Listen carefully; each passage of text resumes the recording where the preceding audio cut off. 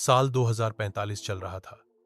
इंसान ने विज्ञान और तकनीक में इतनी तरक्की कर ली थी कि अब दुख, दर्द और आंसू जैसी भावनाएं बीते जमाने की बात हो गई थीं। सरकार ने हर नागरिक के दिमाग में एक इमोशन चिप लगवा दी थी, जो दुख, गम, नाराजगी और डर जैसे सभी भाव मिटा देती थी। हर कोई मुस्कुरा रहा था, जरूरत से ज्यादा मुस्कुरा रहा था। अब आंसू बहाना कानूनन जुर्म था, लेकिन इस पूरी दुनिया में एक अकेला इंसान था जो अब भी अपने दिल की सुनता था। उसका नाम था रघु, एक बूढ़ा, अकेला इंसान जिसका अतीत उसकी आंखों में बसता था।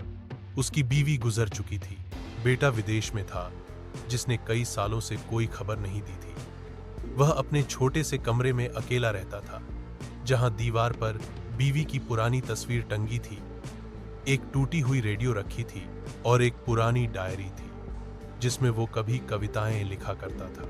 रघु हर रात अकेले बैठकर अपनी पुरानी यादों में खो जाता, कभी बीवी की हंसी याद करता, कभी बेटे की मासूम आवाज, और हर रात उसकी आंखों से चुपचाप आंसू बह जाते।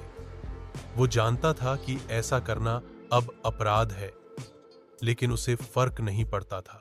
एक रात जब वो अपनी बीवी की तस्वीर देख रहा था, उसकी आंखें फिर भर आईं।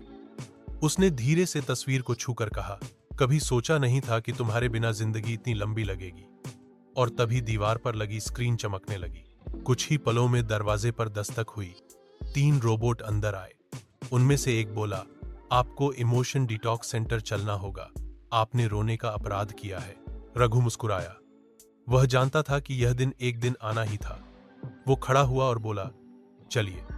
लेकिन चलते चलते उसने एक रोबोट से सवाल किया, क्या तुम्हें कभी किसी की याद आती है? रोबोट चुप हो गया।